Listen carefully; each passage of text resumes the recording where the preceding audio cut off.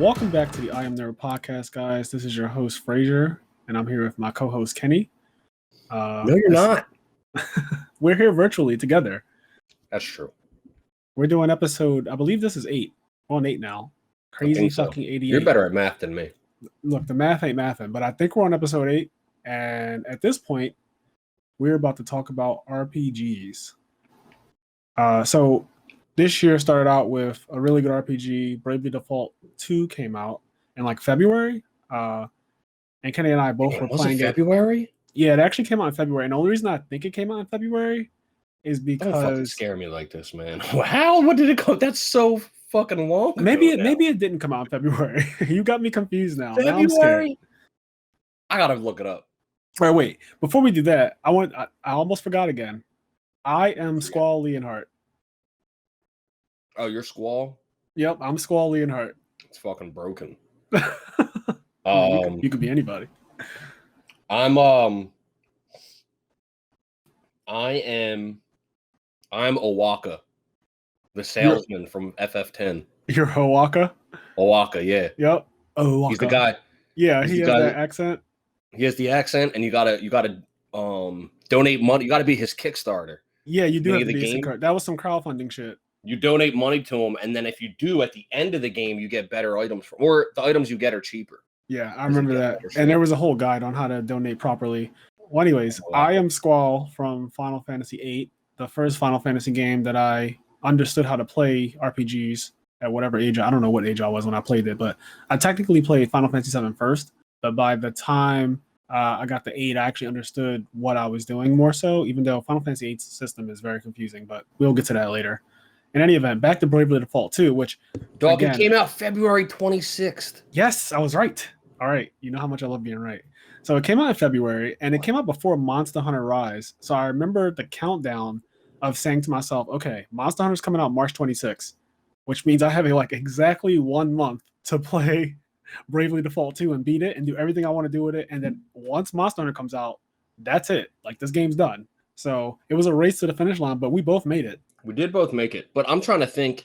I played Bravely Default 2 for a month, and then literally I played it was a month. Monster Hunter for a month. Yep, that was probably what did I do for the last 4 months? No, I feel like we played Monster Hunter a little longer than a month, right? It had to be 2.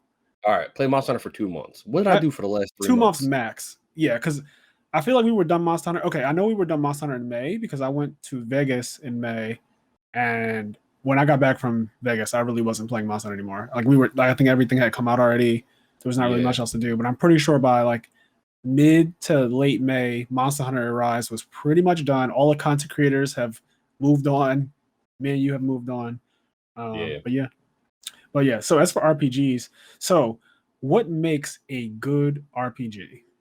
Is it the characters, the plot, the villains? I'm gonna be honest. I mean, the generic answer is it's a little bit of all of that, which I mean it is, but yeah, it's one of those things where there really is a secret sauce that you can't explain. That because I believe in the sauce. I've played so many RPGs, and there's some that you play that have all of the elements that you like from another game, but something about it just isn't right. It's just not good. One little thing could be off, and you're I'm not feeling this game. Yeah, you just walk away from it. So I don't know, it's tough, but I mean, there's things that we like in all of these games. Characters, the party members, whether or not they're likable or believable, whether or not the voice acting's good if it's a game from the voice acting age. Yeah. The graphical style, I'm not a graphics person. I don't care if the graphics are oh my God, super photoreal. Right. I really like a graphical style. And for example, Octopath Traveler, I fucking stuttered. Octopath Traveler has an excellent style. Yeah, I love it. It's sprite based, right? They look like little sprites. Yeah, it's 3D sprites. Yeah, they look really cool.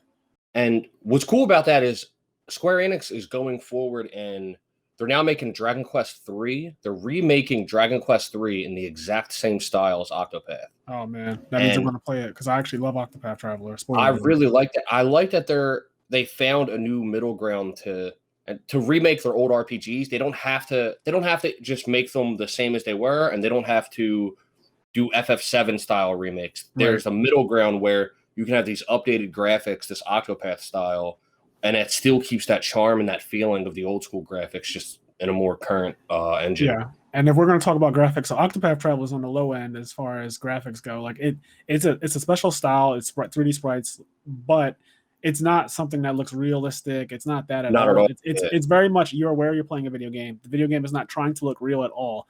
Now, on the opposite end of that, though, the fucking Final Fantasy VII Remake looks absolutely nuts. That game came out insane. That game came out last year, I want to say, and I played it and it was the first game on PS4 that I actually got 100%. Like, I actually 100% of the game. First time I ever did something like that. Got everything you could get. Loved every moment of it. You know, it's a remake, so I knew that it wasn't going to be exactly the same as Final Fantasy VII, the original that I've played many times now. I have that game on my iPhone, my iPad, my MacBook, emulators, my desktop. Like, I have Final Fantasy VII at every place. I even have it on my damn Switch. It's everywhere it can be. I got things to say about that. I'm really happy with what they did with 7 Remake. Me too. I'm a big fan of 7 Remake. Like, I cannot stress that enough. I think that game was fantastic. There's a lot of people that I know, like when I was streaming and stuff, they were telling me there's a lot of people just hating on it, right? Because they wanted like a 7 remake. They wanted a 1-to-1 copy. Yeah, with better graphics. 7 with just updated PS4 graphics, and that was it. My point was just go play 7. Like, go play 7. And then so people were saying, well, you don't understand, you know, for old school Final Fantasy fans, and I hate when people say that.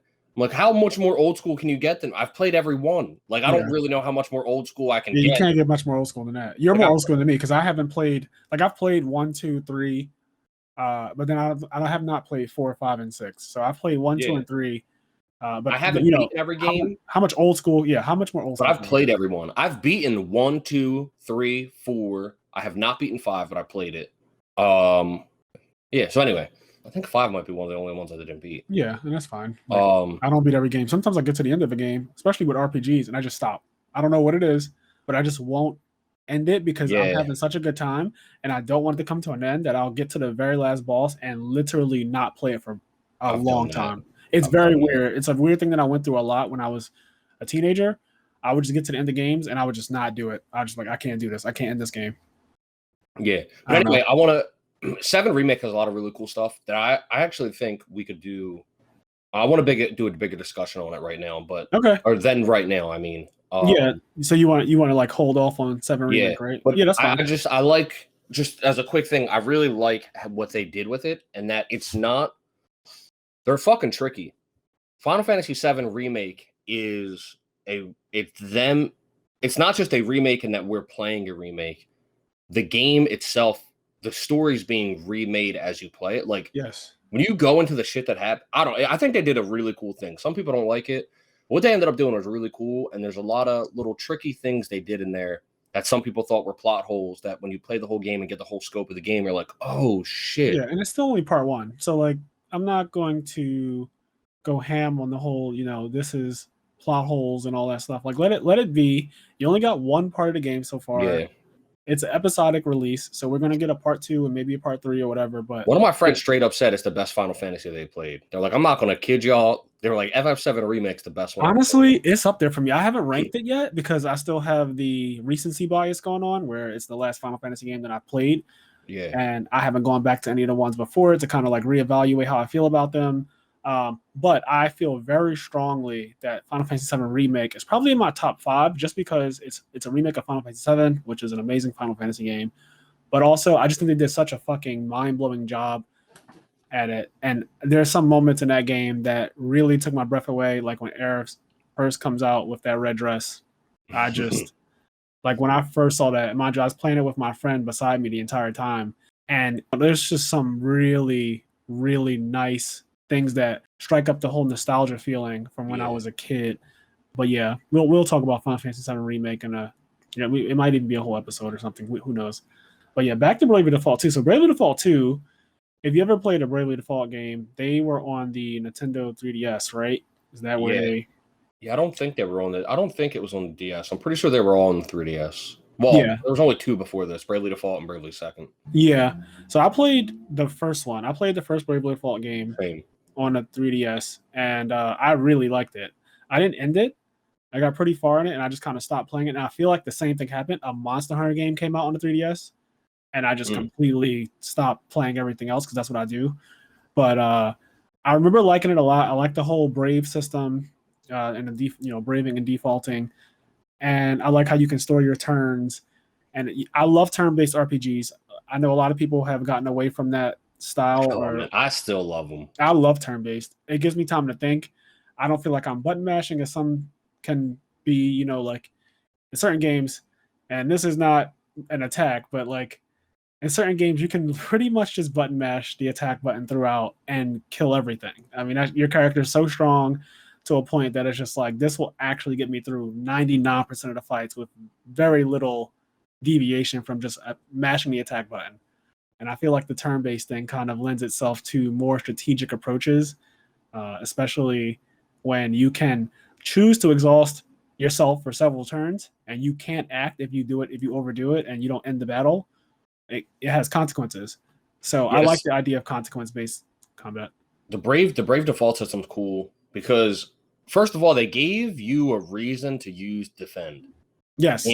Oh my God, yes. You very rarely ever defend in any RPG, true. right? I never defend. But in Bravely Default, like default is your defend. Yeah. And it also gives you a turn. Like it gives you a turn. It gives you BP. Yeah, an action for you to brave on. And then there's a whole debt system in Bravely Default if you've never played it, where you can start off a combat and just like hit the brave button 4 times. Yeah. And that'll give you 3 times. And that'll give you 4 actions. Your current action and then the 3 actions you went in debt. Right. If you do that, that character can't take a turn for the next 3 turns. Right. He gets a chance. So real quick, I just want to explain what the whole braving, for people who just do not know anything about Bravely Default.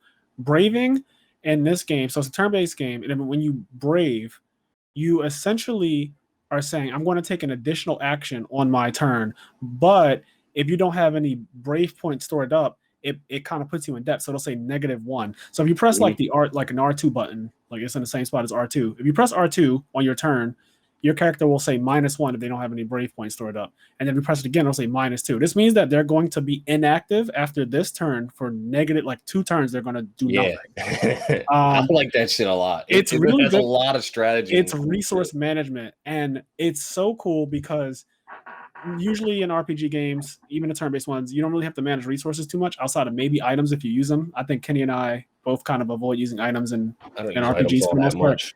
Yeah, we kind of avoid items. It's just like the way we, I guess, grew up or something, but it makes you manage your resources in a different way, and you can get wiped out if you over brave and don't have turns coming up, and then the enemy's like, the enemy will just have free range to attack you 4 times in a row or something and like wipe your entire party. Yeah, you get poisoned, you might get paralyzed and shit. Yeah, you have to be very careful. You want your white mages to like have brave points stored up so that they can take several actions. They need to cure multiple people in one turn.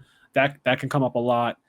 So it just teaches you resource management, and it's really fun. Yeah, and then if you default, which is defending, every time you default, you gain a BP. And so you can default up to you have like +3 BP. Yeah. And once you have +3, you can brave. That way you can take 4 turns in 1 turn. And then because you built up points, you could do that again if you wanted. So in 2 turns, you could take 8 turns. Yeah. Because you spent 3 or 4 turns not doing anything but defending. And it creates a really interesting battle system that not really any other game has been able to do. Yeah, Outside of Square, they have Octopath Traveler, and I swear to God, Octopath Traveler is literally just Bravely Default. It is. Like, there's not much of it. I don't even know what the real. I mean, I love Octopath Traveler. I played it before, Bravely Default 2, and it's really good. But it is the exact same battle system, which I love. I'm glad that it's like a battle system that works really well, so I don't feel like it's repetitive when I'm playing Bravely Default 2 or Octopath Traveler or whatever. They both feel very fun and very unique, probably because of the characters. But for the most part, the battle systems are exactly the same, where you store your turns, and then you can pretty much do a burst thing where you just use a bunch of actions at 1 turn and hopefully end the battle. And if you don't, you're kind of just sitting there like, damn, I kind of screwed myself.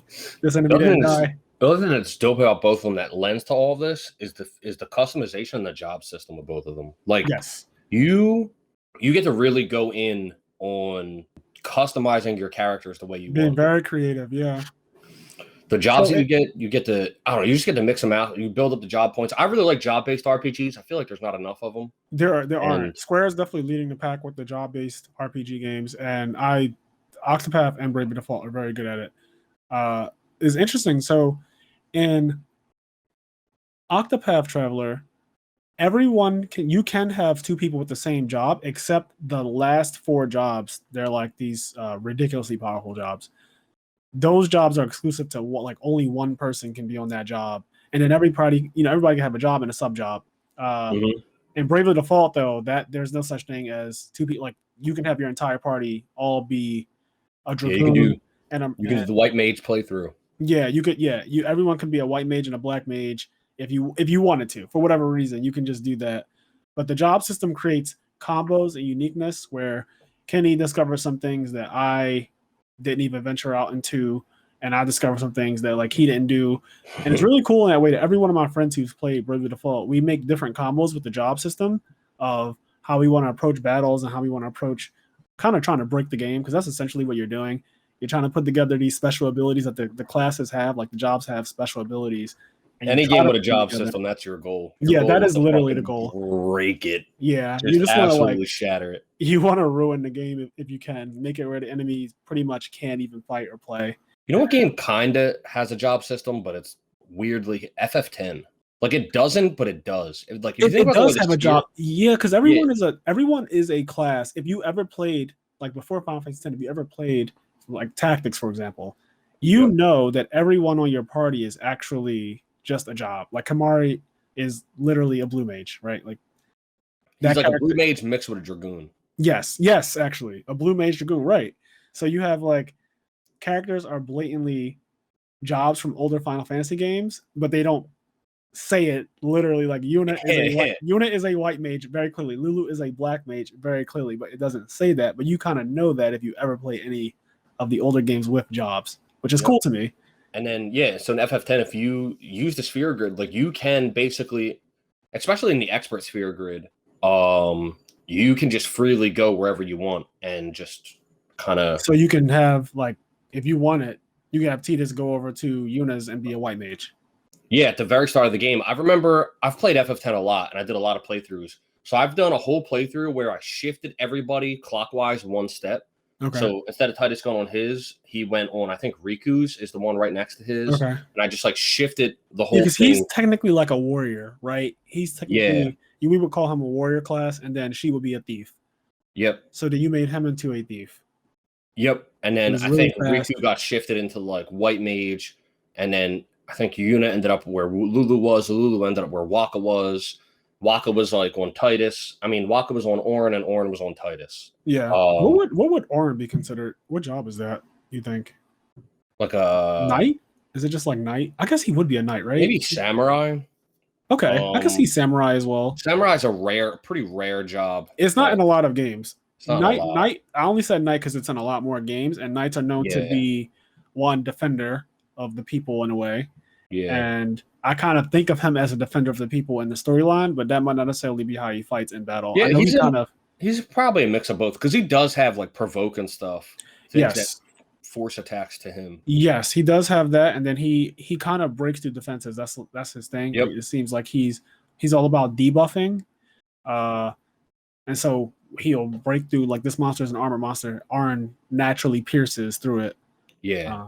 But it's fun. I've done a bunch of FF10 where clockwise I did counterclockwise, and then I just did whatever I wanted. But you can do a lot, and it's one of those things where I don't think anybody thinks of it as a job-based game because it's a bit more esoteric. Yeah. In order to get to that part of the system, but it kind of is. Yeah, the characters represent jobs if you really think about it. Well, speaking of characters, though, so let's talk about Bravely Default's characters. So it only has 4 characters that you really play with. Yep. And you get, throughout the course of the game, you do get party members who just are kind of in the background and they attack randomly. You can't control them at all. You have the guest characters. But they are there. Yeah, they're guests. They are there. Usually, when you have a guest, it's a time to train because they're really powerful or they heal you for no reason at all. They can be fucked up good, yo. They're really, really powerful. And so I use them to kind of grind. But the four main characters that you have at all time, or after you get to a certain point, they're really all very unique. And this is one of those games where the main character doesn't have too big of a personality. I feel like it's one of those where, like, the main character, you name the main character whatever you want, right? Yep. And so no one ever refers to the main character by name throughout the entire game, which is funny because Final Fantasy X, I think, is the exact same way.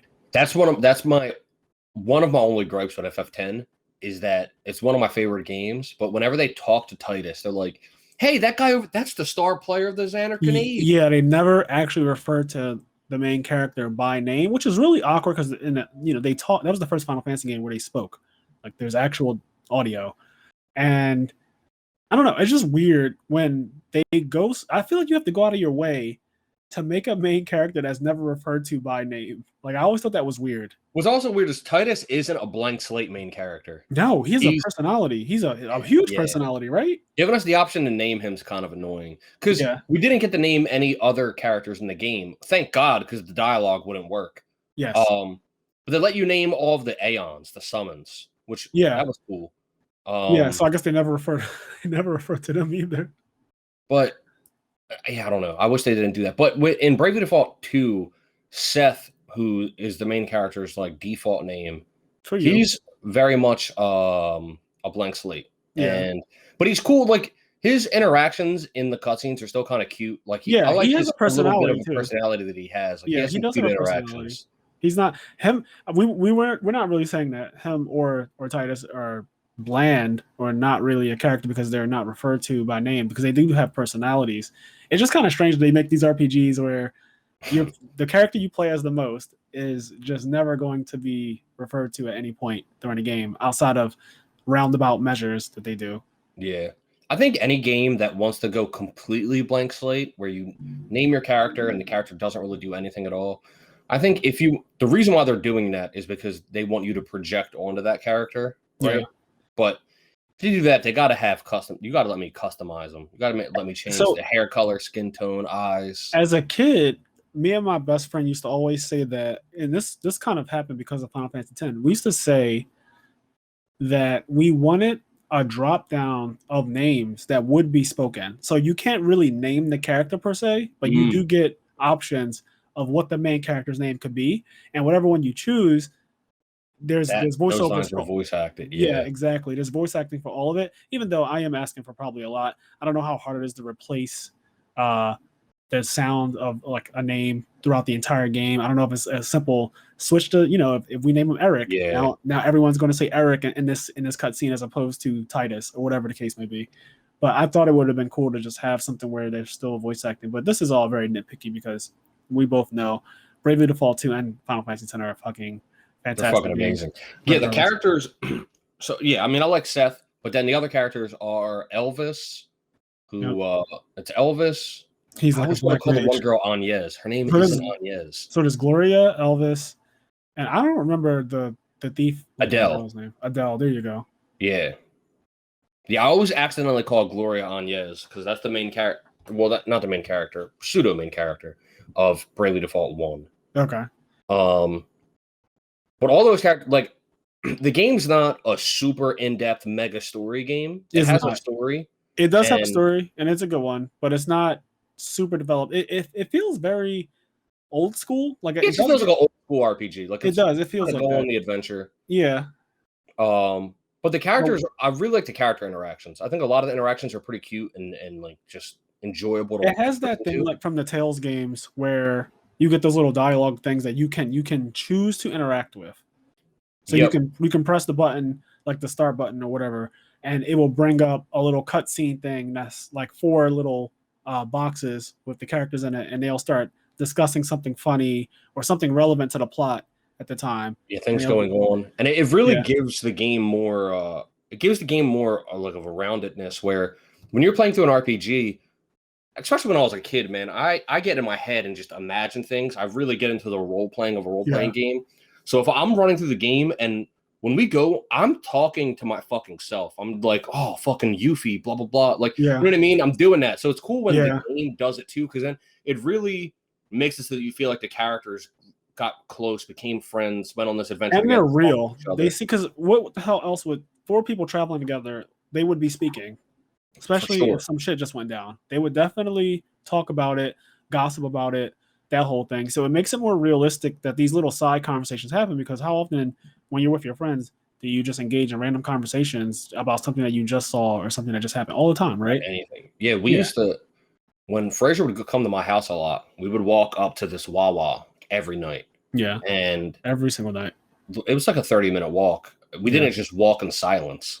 Yeah, we would talk the whole way, really. Yeah. So yeah, it makes the game more believable. It makes the characters more believable, and you start to get more into their personalities. Like the one guy, Elvis, you don't really get to find out his exact age. He's always kind of hiding it. And the Don't sweat the details. Fraser did not play in English, but he watched my stream because I played in English. He was like, I can't deal with your fucking voices. Yeah. Right oh my God. So you have Elvis has like this hard Scottish accent. It's so bad. You have the option to put the game in Japanese voice acting or English voice acting. I naturally, being a weeb, just went straight to Japanese, no question. I'll just read subtitles the whole game. Don't fucking care. Also, because the characters tend to announce things in battle, I really hate repetitive English voiceovers in RPGs. It is so fucking bad when you keep hearing them say, I remember, what was that? It was a show on G4 where they did this damn voiceover. They reviewed the game. And in the game, this one character, every time she did a fireball attack, I want to say, she would say, hot stuff coming your way. And it just kept saying it. Hot stuff coming your way. Hot stuff coming your way. So they started using that shit. Like they would have a clip where somebody opens a microwave and they'd be like, hot stuff coming your way. I fucking hated it. You guys probably hate hearing me say it like 6 times just now. It's awful. But I turned my shit to Japanese immediately. I had it on English because I was streaming it and I'm not about to fucking read everybody. You don't want to have to read a damn RPG game to your the people watching your stream. That's just not okay. Hell no. But for me, someone who's playing it in the confines of my room and just having a good time, not having to hear the same thing over and over, even though I'm sure I'm hearing the same thing, but I don't understand it. So, but it sounds cooler. It sounds way cooler. Somebody's just like, what it up? What it up? Every time you hear what it up?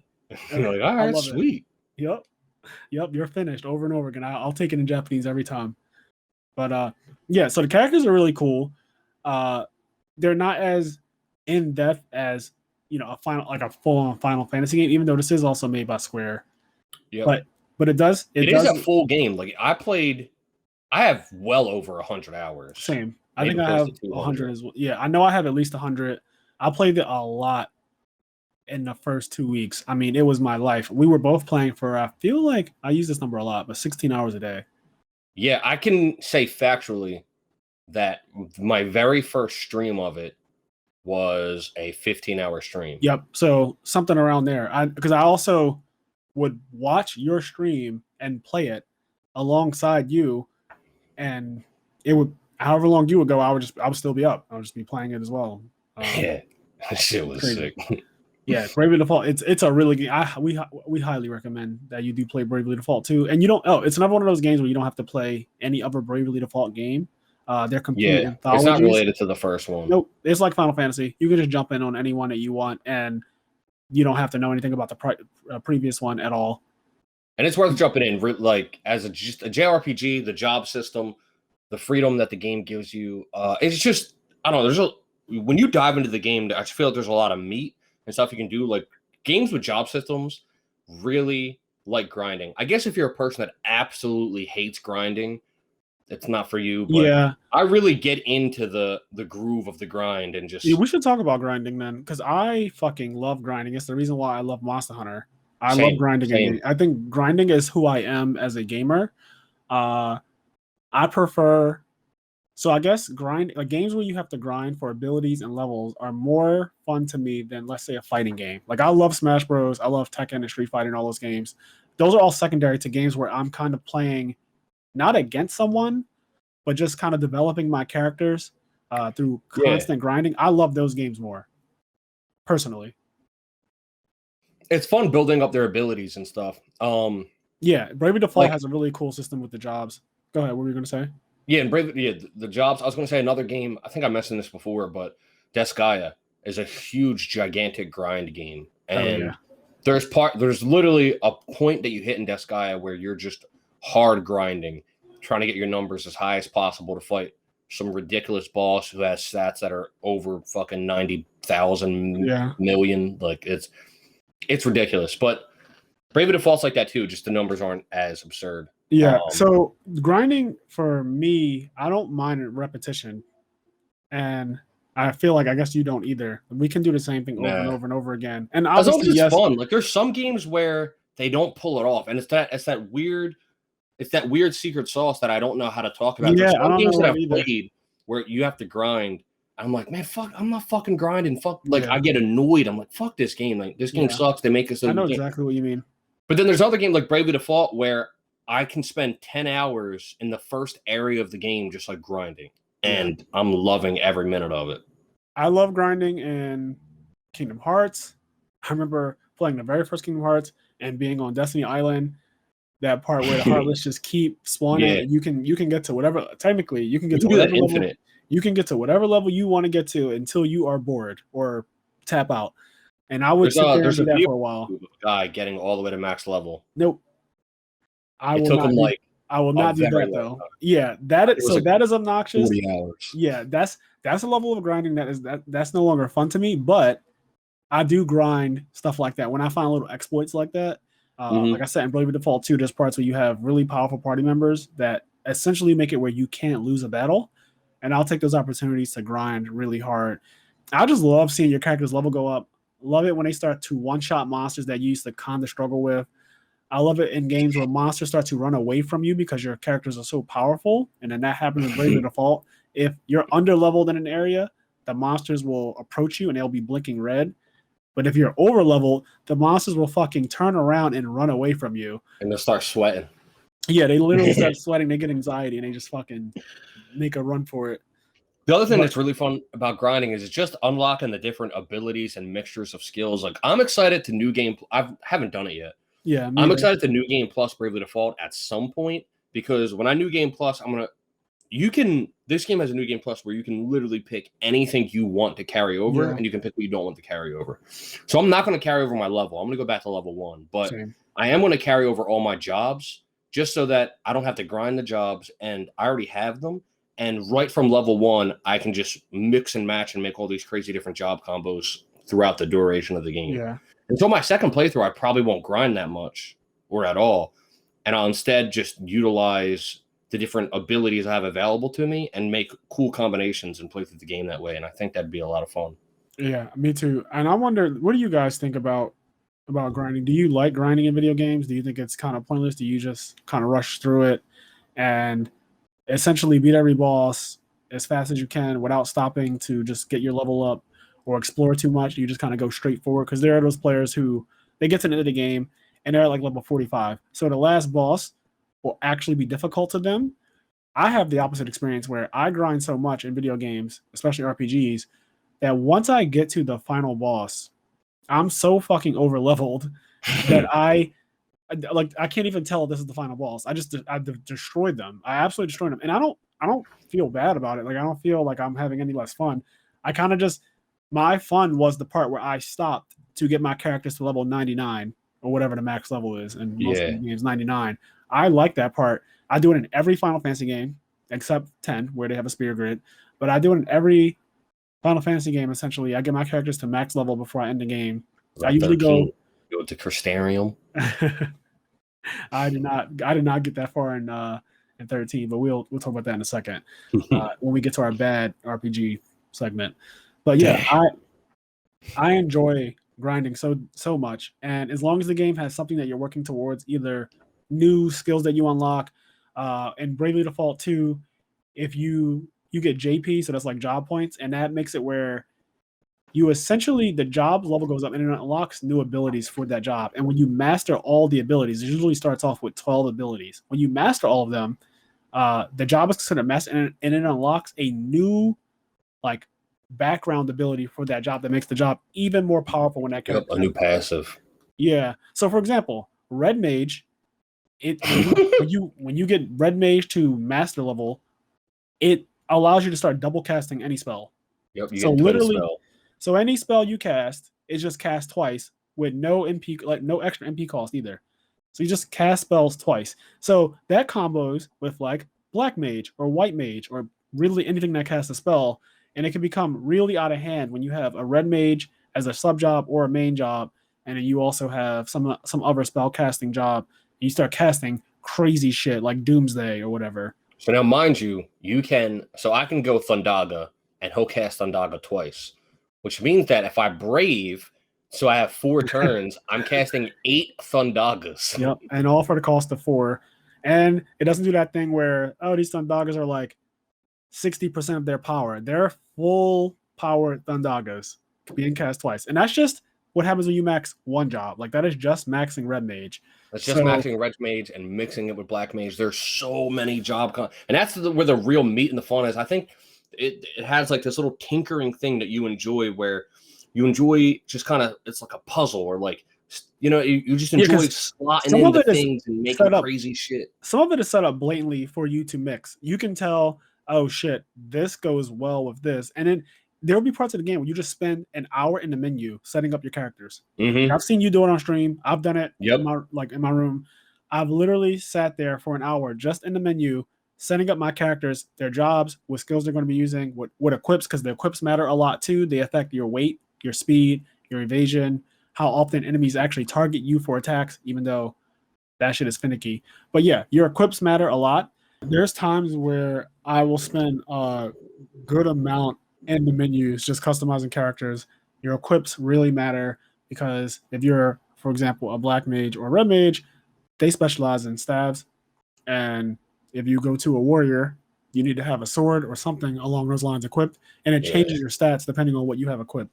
So there's a lot of characters also customization. have like a weight limit. Yep. Equipment has weight. Your level determines how much you can carry. So if you find a really rare sword, for example, you can't necessarily just equip it as soon as you find it. You know, you might be like, holy shit, this thing has plus 300 attack. But it'll say the weight of it is like 200, and your character at level 25 would have to be butt ass naked to carry that sword. Yeah, they'll be over like encumbered, and their stats they'll get debuffed by that. Yeah, your stats ends up going down if you're over encumbered. Yeah, it's really cool. The system is really cool. I found a sword super early, and I was like, I'm fucking using this, and I basically had my guy straight naked, like. Yeah. Dungeon crawling is fun. Finding fucking things in RPGs is definitely one of the more fun things. I think both of us like Bravely Default because you get a really early ability that tells you exactly how many treasure chests are unopened in an area. Yeah, and so you get to go around, and it just really makes exploring the dungeon, because you know exactly like when you've completed the dungeon, basically. Yep.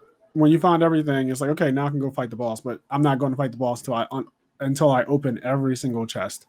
So and I'll spend an extra 2 hours looking for one chest. Yeah, I think that's the Zelda in us. We're used to finding because in Zelda you kind of have to for the most part.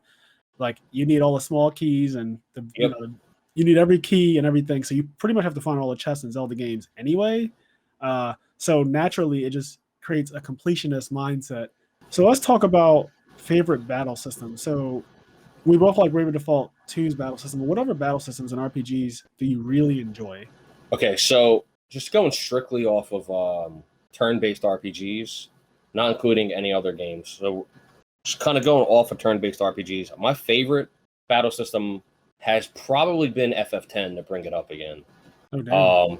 And the reason why is because it took a fairly unique approach, I want to say. Maybe not super unique, but this is what FF10 did, if you don't know, if it's not clear. Essentially, it's a turn-based game, and on the side of the screen, it says like whose turn is coming up next, right? So it'll be like Titus Yuna, Waka, Monster, Orin. And what I liked about it is every single attack in the game had like an invisible speed stat tied to it. Depending on how quick or slow the action was, depended on how quick your next action would come up in the turn. So if you used haste, you directly saw the results of haste. It's kind of like FF7's action time battle, where FF7 has the bar that fills up. When the bar fills up, you get to take an action. Depending on the type of action you take, speeds up or slows down the bar filling up. So FF10 basically has that same system as 7, but it's broken down to a more solid turn-based system where there's not bars constantly filling up. Yeah, and you can plan when, like you can see, okay, Yuna, my white mage, her turn is coming up after this monster, but this monster might kill someone. So let me use a potion or something now, or cure my character now, because the white mage is not going to get a turn before the boss acts. Exactly. Let's you plan the turns. See that. Whereas in FF7 and other action time battle games, I like those games a lot, but sometimes it feels like just start acting. They start cheating almost. It feels like sometimes it feels you just got to hit attack. You're like, I just got to hit. And it forces an action. It kind of defeats the purpose of turn-based, because if you have it on ATB active and not wait, you can fucking be in the menu trying to do something, and the enemy will just start attacking your party like over and over again while you're trying to decide what you want to do, which I do not like. That level of anxiety. I get so nervous, and I'm like, fuck, like don't rush me. Let me go in my menus and figure out, do I want to use Cura here? Do I want to, maybe Cura will get the job done. I don't have to use Cura. I'll save some MP because Lord knows I'm really cheap when it comes to spending MP in RPGs.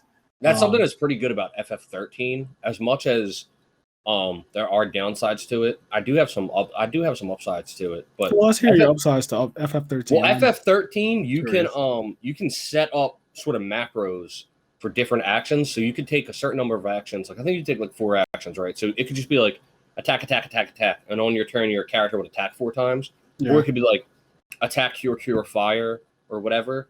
And you could set up certain different macros that are available. And I kind of remember that. You can just kind of mess with those macros, and that was kind of cool. Like I enjoyed that about 13. In general, like the real quick on 13, I think that there's a lot wrong with it. Mainly, I don't want to get into all of it, but I ended up enjoying the game.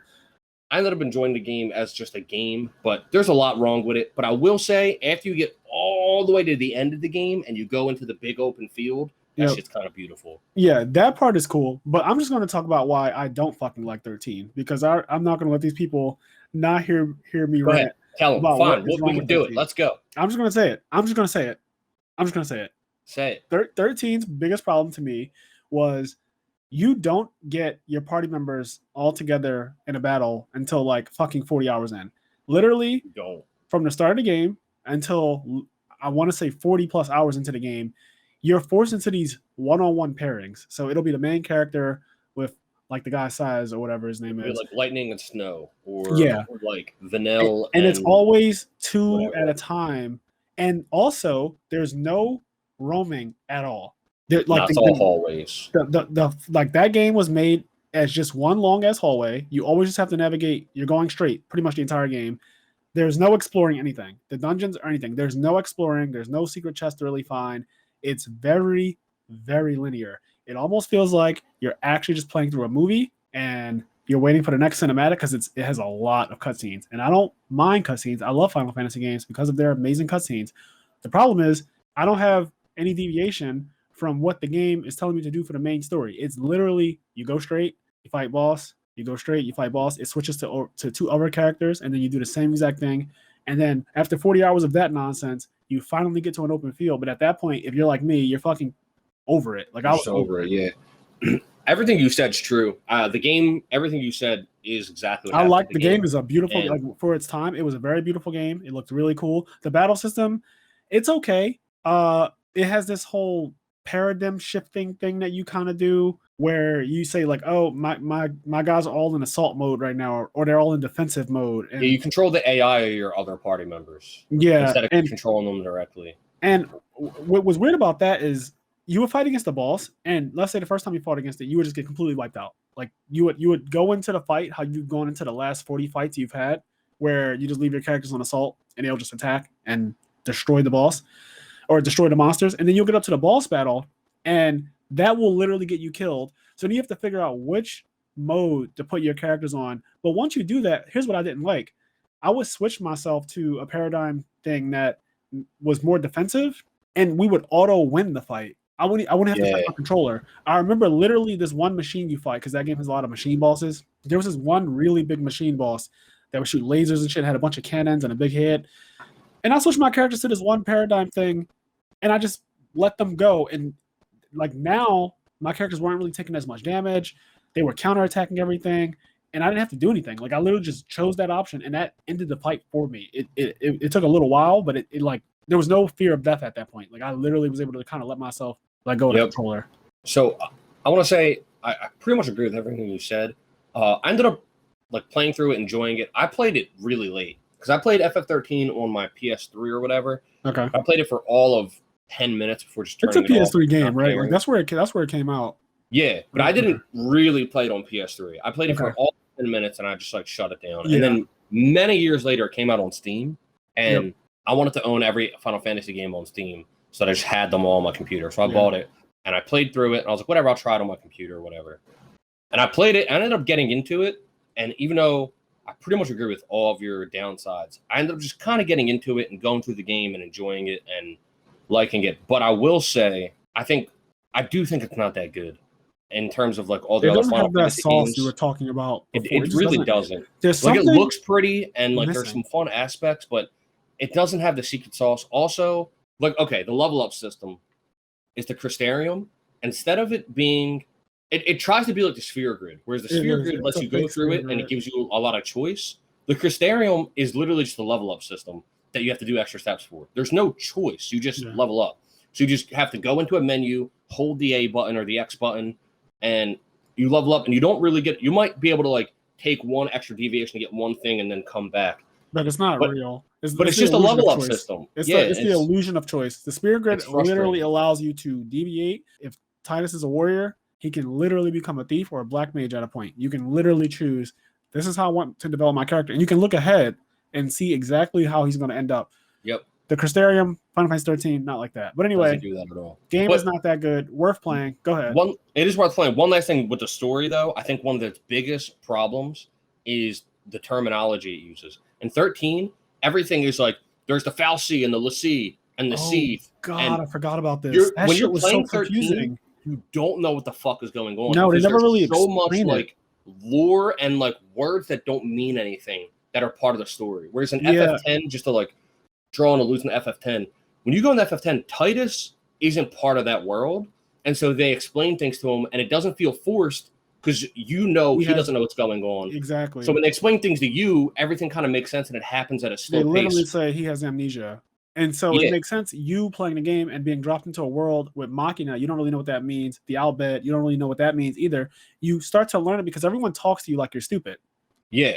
And it doesn't feel forced. They don't like, whereas in this game, everybody just talks as if they all know what's going on. Yes. So like, so there's a l'Cie, Fal'Cie, and they're like, what the fuck are they talking about? It's a pulse l'Cie, another Fal'Cie. And I'm just like, what the fuck is this? Like, what are we talking about here?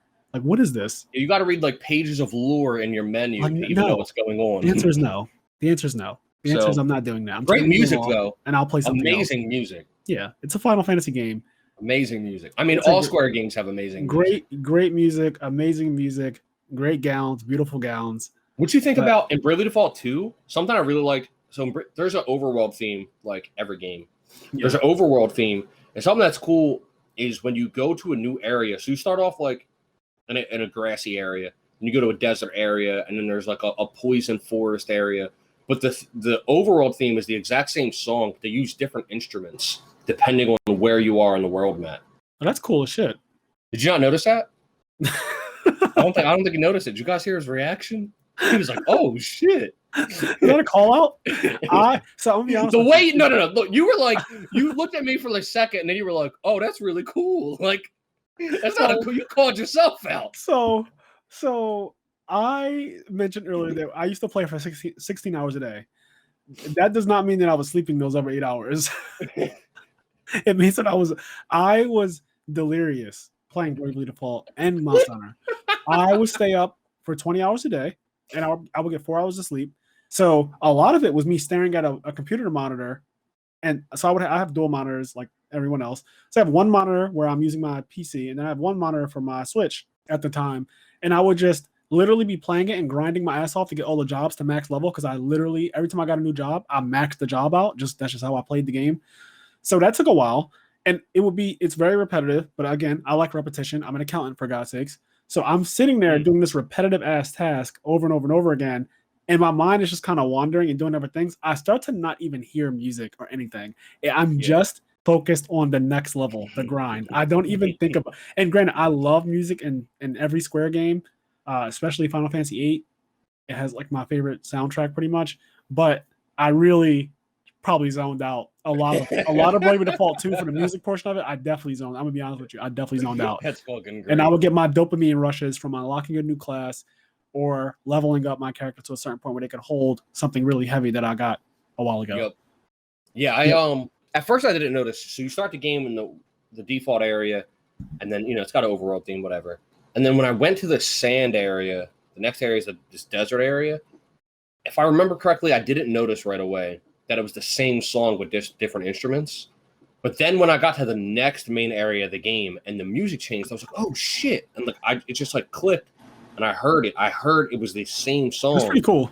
But it was just the instruments changed. And then I went and checked, and that's how it is like throughout the game. All the major areas play the same overworld song, but they changed the instruments. Let's talk about music in RPGs, because that is a big part of why we love RPGs as well. We both love Nobuo Uematsu and Yoko Shimomura, who did Kingdom 100%. Hearts. So Final Fantasy, Kingdom Hearts, two amazing composers. I mean, Nobuo is like goated, obviously. I've already talked about him a little bit on this podcast, but he is just the fucking goat when it comes to being a composer and the art of music in video games, capturing emotion and events and moments. No one does it like him. He kills it. Praise be to the Most High. Final Fantasy 7 and 8. The Sephiroth theme is still so fucking iconic, even to this day. Sephiroth came into Smash this year, or like the end of last year, and the way he was pretty much announced was the music started playing. Yeah. Like there was nothing else. The music started playing. And if you watch a Sephiroth in Smash reaction video, everyone freaks out the second you hear the dun dun dun. Dude, the music starts. Dun, dun, dun, dun, dun. Like as soon as you hear that shit is so iconic. Everyone who's ever played any Final Fantasy 7 game knows like that music is Sephiroth. Even if you probably haven't played Final Fantasy, you might have heard it just on the strength of it being such an iconic theme. And that translates so far to not even just, him being in Smash, but Final Fantasy 8 for me, when I hear the overworld theme, it's so relaxing to me. And because I grew up, that's like in a way, a coming of age game for me, Final Fantasy 8. The music of that game brings me literally back to the time when I think I was 8 years old, maybe 7. Because those songs are good. It's really good. But if you're just sitting in your room, you know what I mean? You just chilling out, putting that music on, like those relaxing JRPG songs. You put on those JRPG, like certain towns, like a town for any JRPG, it could be for whoever you are growing up. Whatever your favorite town was, which is like really relaxing music, you can just sit in your room and like just listen to it. You know what I mean? Like, I don't know. It's so relaxing and just. I recommend if you haven't heard Final Fantasy VIII soundtrack, just go to YouTube, look it up at some point, and just put it on in the background while you do something else. It is so fucking relaxing and so good, and it obviously has epic moments because there are fights and boss battles and things like that. But the composer has just done an amazing job with Final Fantasy VIII. I love it. It's my favorite soundtrack of a Final Fantasy game. Second is Final Fantasy X, I would say. I love Final Fantasy X.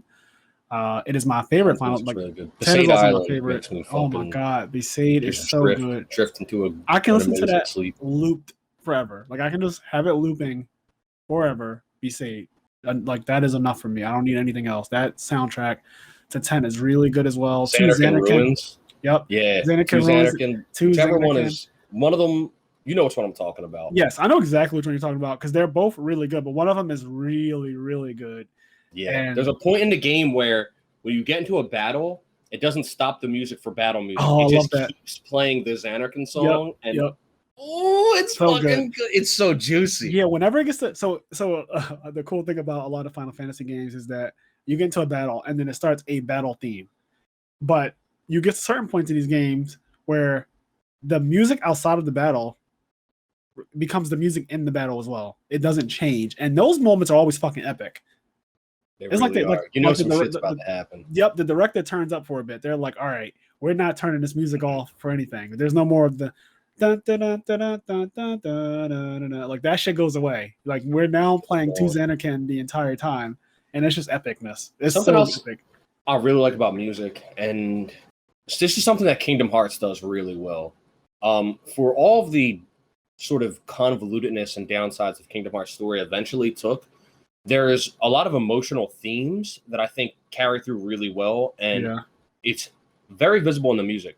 The composer of Kingdom Hearts weaves other songs in the song. So if you're listening to Shion's theme, you can hear bits of like Roxas's theme in there. And like if you hear Ventus's theme, you can hear bits of Roxas's theme because Ventus and Roxas are connected. And characters that are connected to each other in certain ways, you hear pieces of their theme mixed in, and it's like my friend Anthony can explain it a lot better because he like did a bigger deep dive on it than me.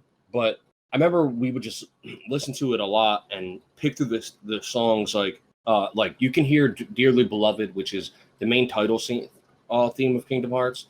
You hear Dearly Beloved in Kyrie's theme. Dearly Beloved is fucking insane. By the way, yeah. So I love anything that uses a piano. Just piano and Yeah. the piano and the violin are used in the song at all. It's usually I'm a fan. Piano, violin, or both, or just one. I don't care. I love both of those instruments so goddamn much. As soon as I hear them, it just does something to me. Yeah, there's in Kingdom Hearts, I guess spoilers, but there's a lot of nonsense with this guy named Xehanort and Ansem and all this other shit. And he's connected to a lot of different ways. But if you listen to, there's like Ansem, Seeker of Darkness, and he has a theme. And then there's a character like young Xehanort. These characters that are connected, essentially what I'm trying to say is you hear their music in each other's theme. And they'll have this grand like orchestra, like final battle theme for one boss. But that boss is connected to a boss of another game. And at parts of the song, it'll calm down and you'll hear the other guy's theme mixed into the song. And that's cool as shit. It does this. Yeah, it does this. That's really thoughtful, cool thing where and it goes with the story. Ties these characters together. Yeah. The music literally is driving part of the story, which I think is amazing. So, and that's kind of what I'm trying to say. I'm kind of jumbled and fucking up explaining it, but that's what I'm trying to say is that the music itself tells a very emotional story, and it shows you the connections between characters. Where even if you've never played the game, you just listen to the music and you put names to each music. This song is called Sora. This song's called Roxas. And you listen to all the songs and really took them in, you could be like, wow, this character, Roxas, is connected to this character, Ventus. And you could know that's only because you hear their music intertwined. Yeah. And I find stuff like that really I love the Kingdom Hearts. The first time I played Kingdom Hearts 2, specifically, because Kingdom Hearts 1 is great as well, but 2 is, I feel like somebody just had a fucking grudge or something, where they were like, the world has to hear the fucking best art ever. And you get shit like Tension Rising, which like the music in Kingdom Hearts 2 is so insane. Like so insane. I love Dearly Beloved, of course, and I love all the iterations of it. I love Xemnas's theme when you fight him at the end of the game. Like everything. Every world, all the themes, and then obviously some of the classic, because I grew up on Disney movies. So some of the classic Disney movies, Disney songs, having those, the instrumentals to those playing in the background is really cool to me. Pirates of the Caribbean, which was current at the time, like you're going through Atlantica and it's like do do do do do do do do, little Under the Sea happening. Yeah, like so fucking cool. Just music that you relate to, but then also these completely unique and original themes that Yoko just produced, like with the genius brain. Is Yoko a boy or a girl? I'm pretty sure Yoko Shimomura is a girl. Okay. Well, with the brilliant genius mind that she has, I love it. I just love Kingdom Hearts music and Final Fantasy music. I think both the composers are fucking insanely good at what they do. Yeah, and it's part of the reason why I replay those games. Yeah, they're fucking good. They're just like, I go back to Final Fantasy 8. I don't even play through it. Like, I don't do a full playthrough of Final Fantasy. I just kind of start a new game and play like the first hour of the game. Before YouTube, you want to know how many times I hit a new game on FF8 just to watch the opening? Yeah. Oh, that too. Before YouTube, I hit a new game on FF8 so many times. And you guys know we talked about this in episode 1, but the beginning cutscene for FF8 just shits on so much. It's so good. The music and the epicness of that, the fighting that you see, the transitions, so ahead of its time, so iconic, amazing. Like, I cannot stress enough how good the music from these games are. It's so good. So good. That bitch's hair in the opening is out of control. Yeah. Speaking of Final Fantasy VIII, I want to talk about difficulty in RPGs. Okay. So, for an RPG to be good, do you think it needs to be difficult as well? How do you feel about difficulty? For me, it doesn't. Okay, so first This is things a first. multi-layered It question. does not have to be difficult to be good. Okay. However, I'm a person that I do enjoy. So for example, you were saying every time you get a new job in Bravely Default 2, you would completely grind the job out to max level, etc. And then when you get to the final boss, you don't care if or you any smack boss. them or any boss. I would destroy. Yeah, it For basically me, it trivialized every boss for me. I go through a balancing act where I want to grind because I want to get the new cool shit, but I also never want to be over leveled because I want each boss to like test me. Like I want it to still be hard and find difficulty in certain things. So I want to become broken, but then I still also want to have a hard time. Because I remember watching your playthrough. You definitely would like not level yourself too much. Yep. And then if I got access to, at some point I got access to an item that turned my level EXP off. So my thought process was, I don't care if I max all my jobs, but I don't want to level up. So once I was able to stop myself from leveling up, I kind of did. And I would max my jobs out, but my characters wouldn't level. So anyway, the point is, I like RPGs for a lot of reasons, whether or not I get into the game, into the world, the characters, the music, the story. So if a game's like super, super easy and I can just run through it, that doesn't make the game bad, especially if the story and all the other aspects are still good. I can still really enjoy it. However, I do like, and it does make the game a little bit better when the game is tough and difficult. Like in Kingdom Hearts, for example, which isn't a JRPG, but in Kingdom Hearts, for example, it's notorious for having these secret bosses that are soul-crushingly hard. And I streamed K's 3 secret bosses on the hardest difficulty, and I beat all of them without any guides, without looking it up. There's a lot of people that, and that's fine, but my whole thing is I wanted to just like get my soul crushed, and I got my ass beat. When I got to the very final super secret boss, who's the hardest boss in the game, it took me 7 hours of dying to him before I finally beat him.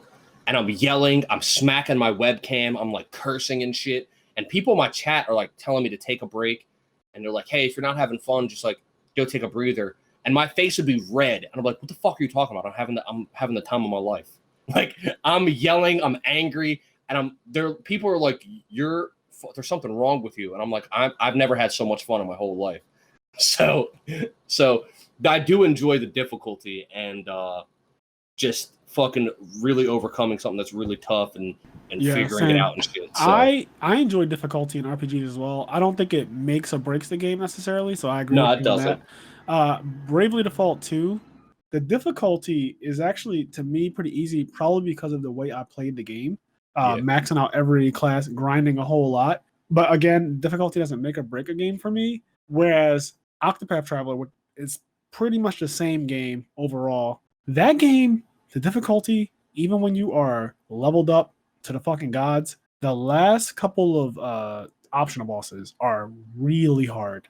Like they're so fucking challenging despite your level, which I like, because when you beat them, you unlock those jobs, and those jobs are ridiculous. They trivialize every job that you have prior to those ones. They're insane. It kind of makes you wonder, like, why is this even in the game? But for fun. It's fun. Just there for fun. It's literally there for fun. It's like the ultimate weapon. It's meant to be broken as fuck, and they really live up to it. So the battles are extremely hard, and the final optional boss of Bravely Default 2, I don't think is really challenging. That to me was a little bit of a letdown for a couple reasons. I think the main thing is I just expected it to be, because Octopath has a really, really difficult optional boss. The final optional boss of Octopath Traveler is hard as fuck. I don't know why. It just is.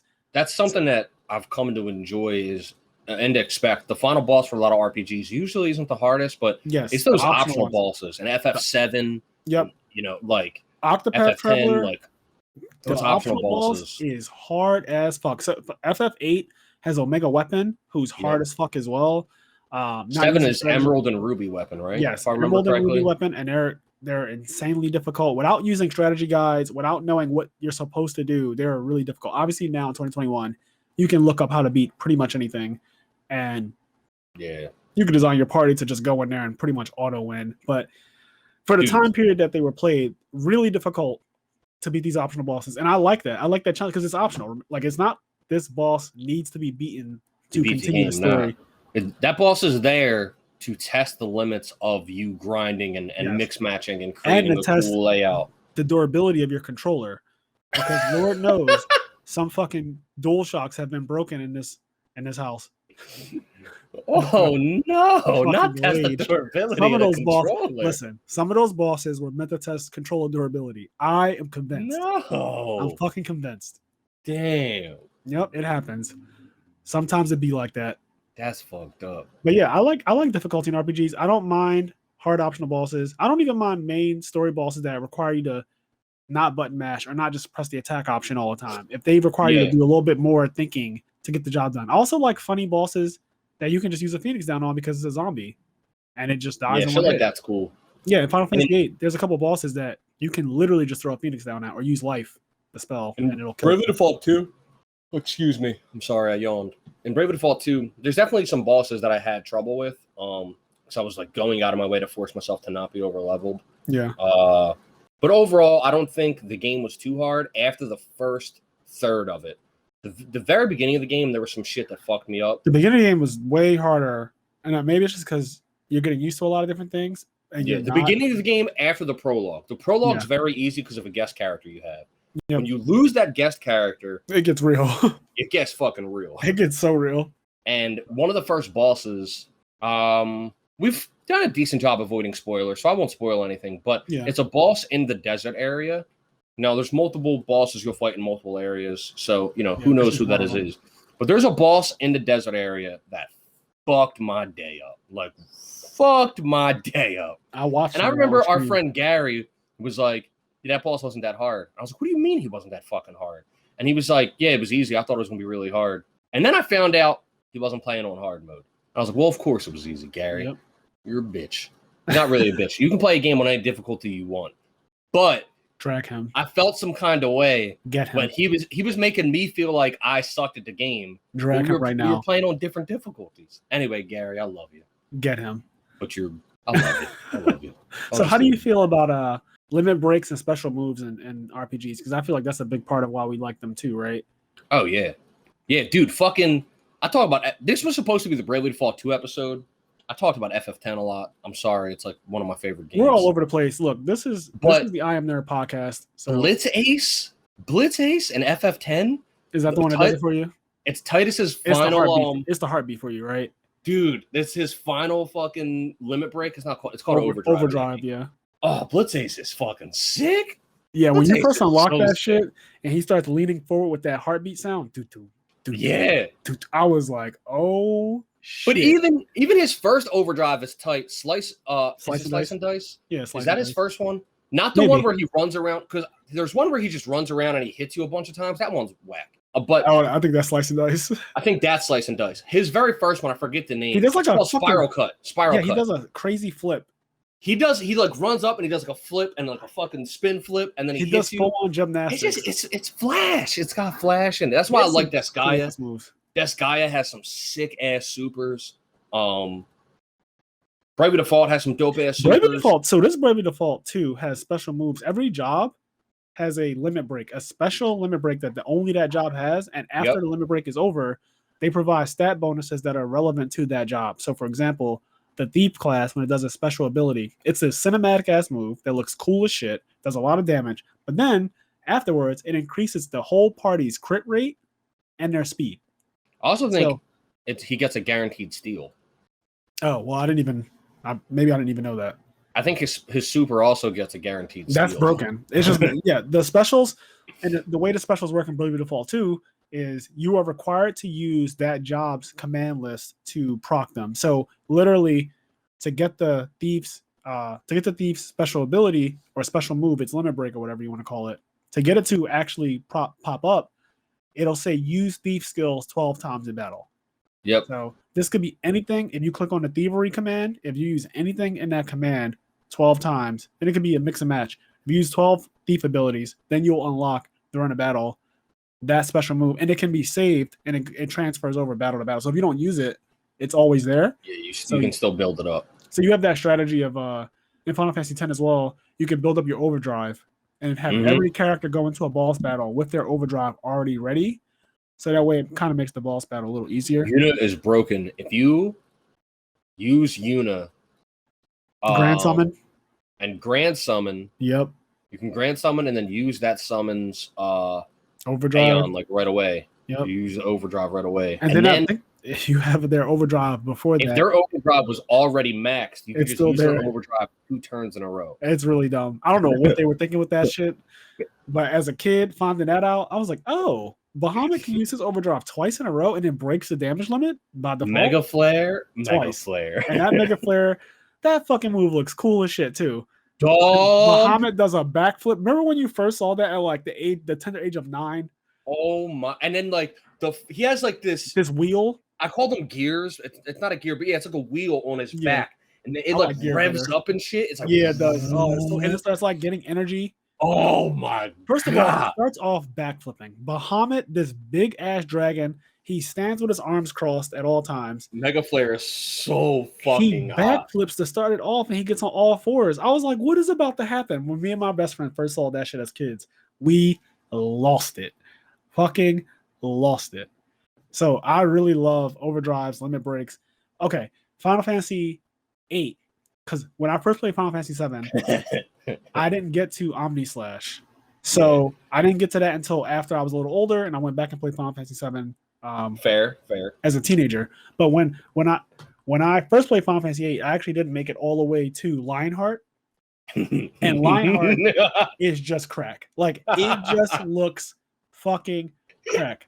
I was on the phone with my friend. We used to call each other almost every day to play Final Fantasy 8, and just literally on the phone playing it to get, like, he would be playing his and I'd be playing mine, and we both got to the same point where we needed to get adamantium or adamantite, something like that, to get the final some kind of unobtainium. Yes, it was one of those things. So it was like adamantium or something, but you only got it from this certain turtle that was on this beach in a specific area in Final Fantasy 8. You go there, you get it, and that allows you to make his ultimate weapon. And once you make his ultimate weapon, it allows you to then use his final limit break. And that shit, Lionheart, go on YouTube, look up Final Fantasy 8 Lionheart. It just looks so fucking cool. It's basically Omni Slash on crack. So naturally, after I beat Final Fantasy 8, I saw Lionheart. I was like, you know what? I need to go back and play Final Fantasy 7. Then I saw Omni Slash, and that shit looks cool, even though at the time that game was way older, so the game didn't look as good as what was out at the time, which I think was Final Fantasy 9 by the time I went and played Final Fantasy 7 again. But it still looked, in the context of Final Fantasy 7, it looked amazing. And I still like seeing it to this day. Like, when I play Final Fantasy 7 now, I still love seeing Omni Slash. And I can't wait to see what they do with it. I haven't played FF15 yet. How are the limit break supers in FF15? I don't recall them having any. That's not cool. I do not recall. Now, I could be wrong. So Final Fantasy 15, whenever it first came out, and I want to say this is probably 2014, 2015. So it's been many, many years. I played it. I played it a lot. I beat it. The game was blatantly incomplete. Like, the storyline was not fleshed out. It seemed like there were things missing, and it was, which was really unfortunate. So I did not have a good experience with that game in reality. Like, I enjoyed while I was playing it, but I was also very annoyed at the same time that I could tell that it wasn't a complete game. And I do not recall. I'm trying to think of the name, because Noctis is a really cool. He looks like Sasuke, and Sasuke is like one of my favorite Naruto characters. But I do not recall a limit break feature in that game, and I could totally just be forgetting it. There was a thing where when you get beat up really badly, you can summon an Aeon or a GF or whatever they call them, a summon, whatever they call them in that game. Eidolon. I think they call them Eidolons. Anyway, whatever they called them, you could do a big summon, Ramu or Titan, except Bahamut, all that stuff.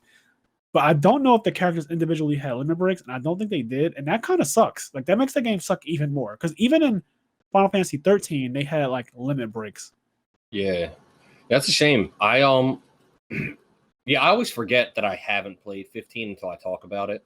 You should play it now, though, because from what I understand, they've done a lot after it came out. Yeah, I own it. I own it on Steam. I just haven't gotten around to playing it yet. I want to do. Well, the main character is Minato from Naruto, so there's that. He literally throws his weapon, and it doesn't matter. He can equip like 15 different types of weapons. Like, literally, sword, Dude, from axe, that very first Versus bow. 13 trailer, baby. He has all of these fucking different weapons. He's one of the coolest main characters in all of Final Fantasy, just because of his he's very powerful. He scales higher than most of the other protagonists, but he's literally Monado. He throws his weapon, and wherever his weapon is, he can teleport to it. So he has that same thing as the Yellow Flash, which is really fucking cool because essentially you're playing the whole game as the Purple Kage. That's really sick. Yeah, I'm gonna play it. The reason why I haven't played it yet really is because when Kingdom Hearts 3 came out, I played every single Kingdom Hearts game in order on stream, and I wanted to do that with Final Fantasy just because I think it'd be cool to just that would be cool. Stream every and FF in time order. Consuming too. Because of how time consuming I know it is, I haven't gotten around to doing it yet. But you were going to stream everything up to 15? Yeah. I want to stream 1 through, well, not including 11 and 14. Yeah. The ones that, those are skipped because obviously they're online MMORPGs. Yeah, so not including 11 and 14, but I wanna go through them all. I'm hoping, I really hope they remake 6.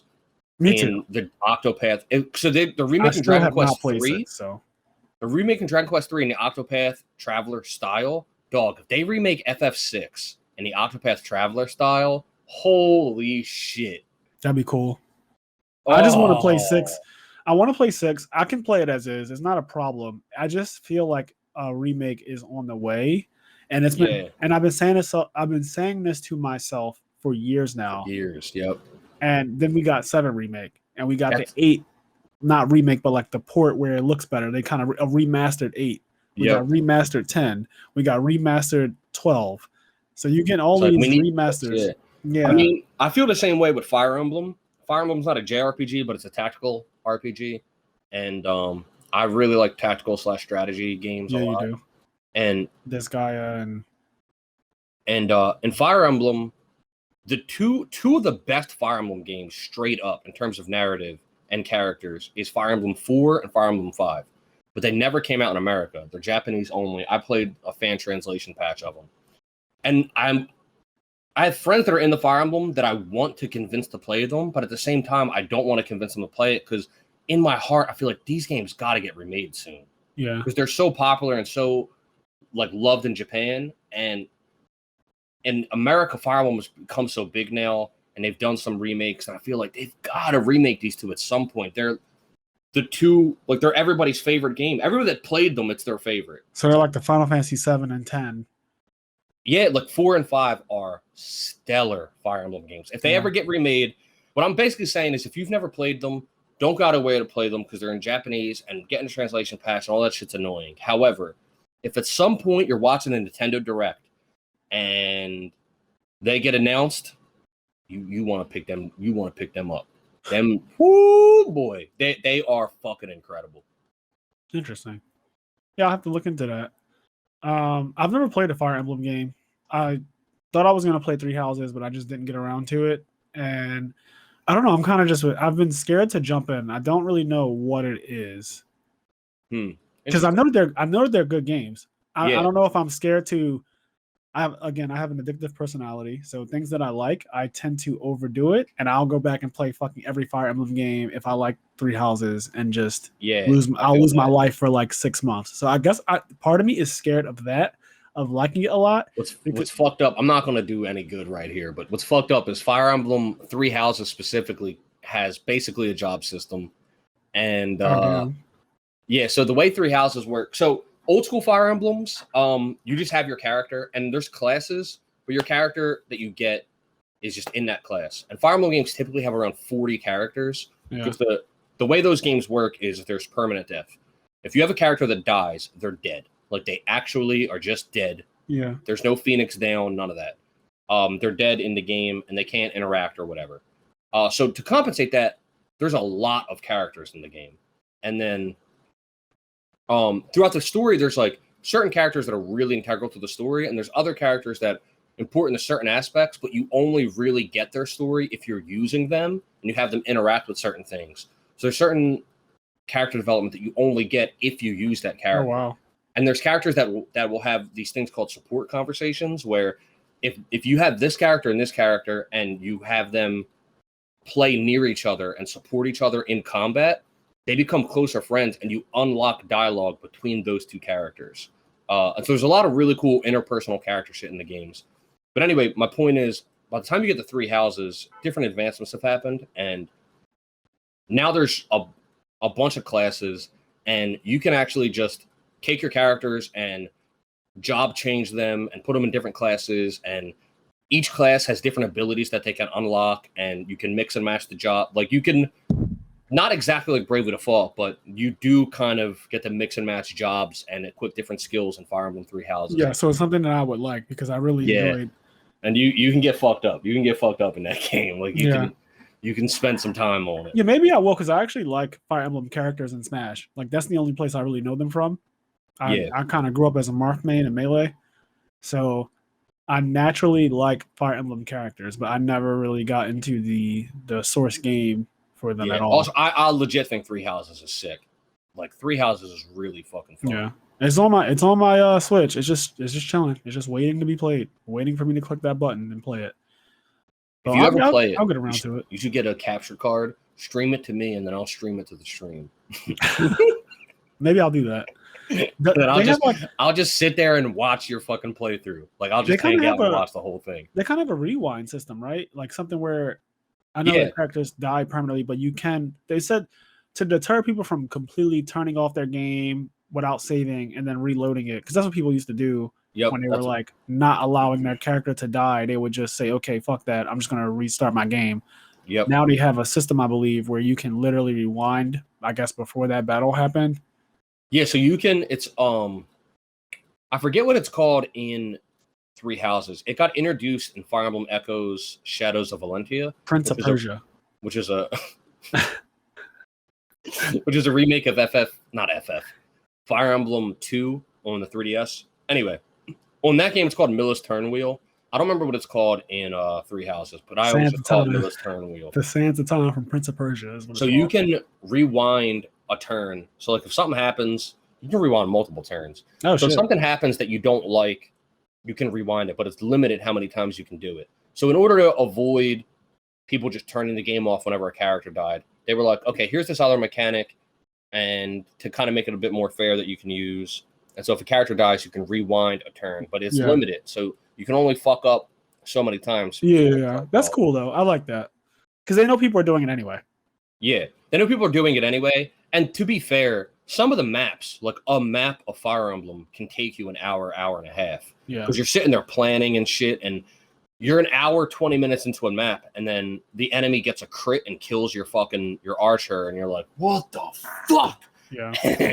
And then some people will turn to. So what I do, if I'm doing a completionist run, I'll turn the game off. But what I typically do, especially with my first playthrough of a Fire Emblem game, like, if a character dies, like, I eat that. That's part of the story now. Like, he died a valiant death, and I go forward. Not a valiant death. Now you giving him a storyline.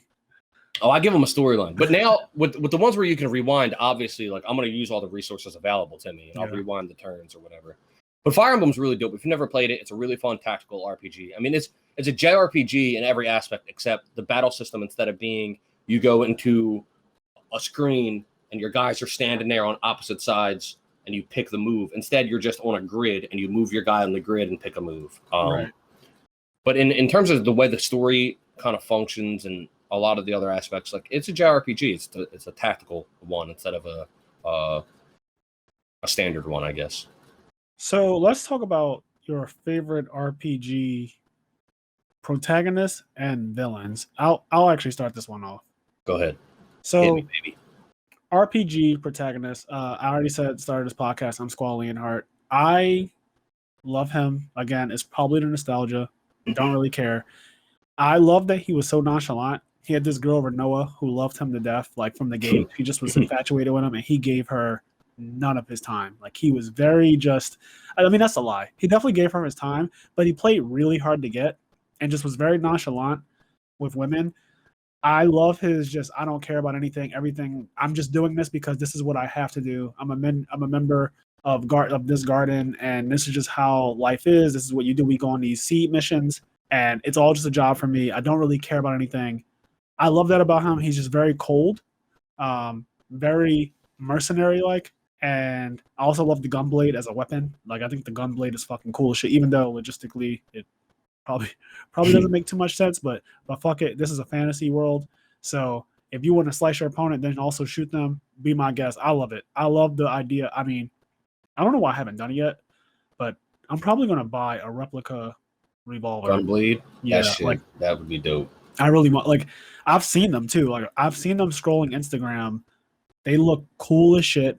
The steel looks amazing, really shiny. It has a little lion dog tag thing hanging off of it, little keychain looking thing, like he has it. Really cool. I really want one. But I love Squall. I love his final limit break, Lionheart.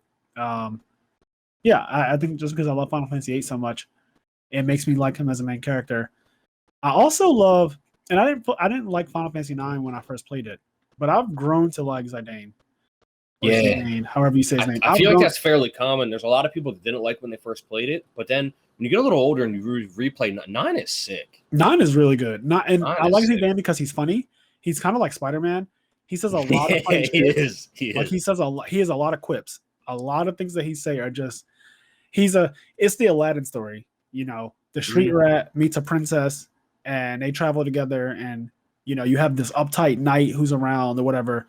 But the main character is just so funny, and he's so like hood with it. Like he's just he's just not into the whole fancy world, the whole song and dance. He's just all about, you know, this is how you do things in a gutter, and he knows his gutter shit.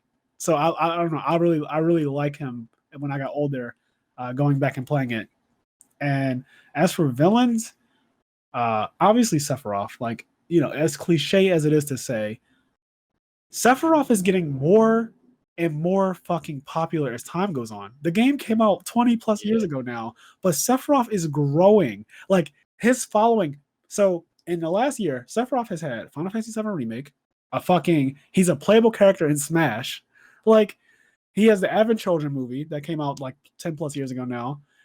And he has all those other side movies that Final Fantasy VII has.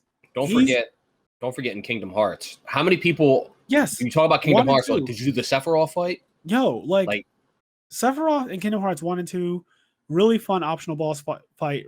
Pretty challenging too for the time. In Cage 1, he's ridiculous. In really Cage 2, he's still hard, but he's not nearly the hardest. Because in Kingdom Hearts 2, you're more powerful.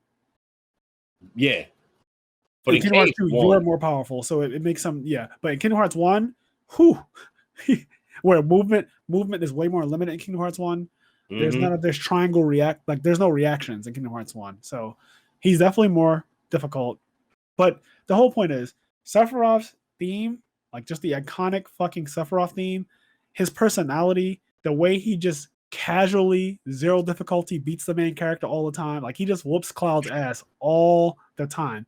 Also, if you ever played the PSP game, I don't know if it was Crisis Core, whatever one had Genesis and Angeal, there's a cutscene in that. Core. Yep, there's where a you play as Zack, right? Yes. Yeah. There's a cutscene in that game where Sephiroth takes on Genesis and Angeal at the same time.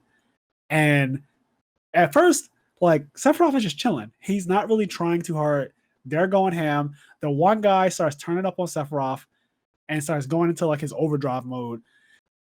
And Sephiroth, I guess, just got fucking pissed and started to literally destroy the area that they were fighting in. He started to slice it up. His slices started to travel past the guy. The guy would defend it, and his slices would travel past him and slice the building behind him. That's how powerful they were. Like, just the wind from him slashing got so strong that it started to cut shit in half. It was ridiculous. One of my favorite cutscenes. Watch it. Sephiroth versus Genesis and Angeal. Literally, I watched it 2 weeks ago, 4 times in a row, because the music is really good. And it switches to Sephiroth's music in like the middle of the cutscene, which makes it even more epic. But that villain, Sephiroth, is just like the fucking iconic villain. So that's my number 1 for villains. But my number 2 is actually from Final Fantasy VIII as well. It's I think her name is Idea, but I'm gonna just say Idea. She's the sorceress. She's the first sorceress in the game, the main one, the disc 1 sorceress, and she's also in the opening cutscene. Idea is so fucking cool. The song Premonition is I think Premonition might be my favorite Final Fantasy song. Like, Premonition is so good. Nobuo Uematsu really put his fucking foot into that one. I love Premonition. Listen to Premonition when you get a chance. I don't know if I could. I don't know if I could pin down my favorite Final Fantasy song. That's tough. A lot of my Final Fantasy, or I guess RPG life, is based around 8. Because again, 8 is where I learned how to play games. Like that, I was at the age where I understood resource management, battle management, all of that cool stuff. So like Premonition has a lot of emotion in it. Like you can hear it's a very sad song. It starts off kind of sad.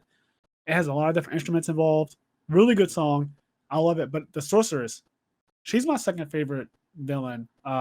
Because she damn near kills Squall at the end of this one. Like she just straight up throws an icicle, like this fucking Blizzaga, I don't know what it is. She throws that shit through his chest, and my man, I thought he was dead. Like I still don't know how he survived it, but Final Fantasy, so whatever. They had a phoenix feather. Well, no, Yeah. he had a little phoenix feather on the usually rib. when you get impaled in a cutscene, when you get impaled in a cutscene, usually you die, and like that's actually death. No phoenix downs, nothing like. It's true. So I was surprised that he lived, but he is literally the main character. So I guess that was, not going to happen. What it is. Yeah. What about you? Who's your favorite protagonist, and then who's your favorite? I almost don't like. I feel bad for saying it, but whatever. Fuck y'all. Y'all just got attacked. I was just saying. I talk about FF10 a lot today. I kept bringing it up. Yeah, you have. But FF10, in terms of just straight JRPGs, it's my favorite like JRPG. And I did not know that you were this big of a Final Fantasy X fan, because I fucking big love 10. Final Fantasy X fan. Like I am a huge 10 fan. I've played every FF except for, when I say that I mean the numbered ones. I have not played 11. Like I've played 11, but I haven't. Like it doesn't. Yeah. Anyway, 14, not really, and I've never even touched 15. Yeah. But I played them all. I've beaten almost all of them, but a lot of them I've only beaten once.